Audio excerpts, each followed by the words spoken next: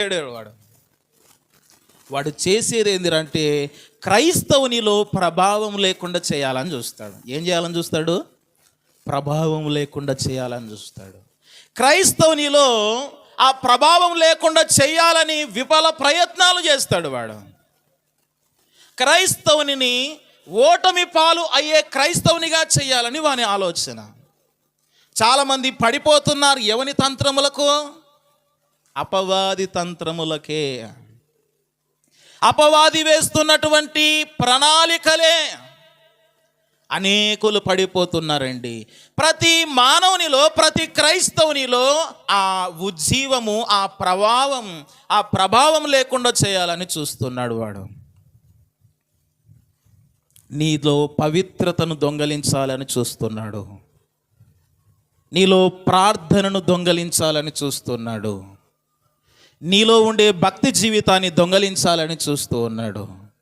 వాడు అనేకమైనటువంటి ప్రణాళికలు కలిగిన వాడు. ఆదిమ కాలమును మొదలుకొని, ఎప్పటి నుంచి? ఆదామవ్వలను మొదలుకొని నేటి వరకు అనేకులను వాడు తంత్రాల ద్వారా పడగొడుతున్నాడండి. అనేకమైనటువంటి ప్రణాళికలు ఆ దగ్గర ఉన్నాయి.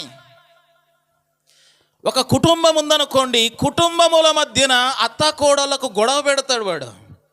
అప్పుడు పక్క నుండి అనుకుంటాడు వాడు, రే వీళ్ళే కదా క్రైస్తవులు, వీళ్ళే కదా దేవుని సంఘానికి వెళ్ళేది, వీరు చూడు దేవుని సంఘానికి వెళ్తూ గొడవ పడుతూ ఉన్నారని చెప్పేసి మనల్ని చూసి వాడు చప్పట్లు కొడుతూ కేకలు వేస్తూ ఉంటాడు.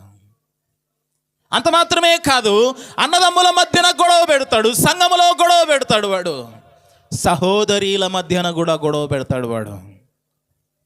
కుటుంబాన్ని ఎన్నుకుంటాడు, సంఘాన్ని ఎన్నుకుంటాడు, జీవితాలను ఎన్నుకుంటాడు, ఉద్యోగాలు చేసే స్థలాల దగ్గర ఎన్నుకుంటాడు. నిన్ను ప్రభావము లేకుండా చెయ్యాలని వాని ప్రయత్నాలన్నీ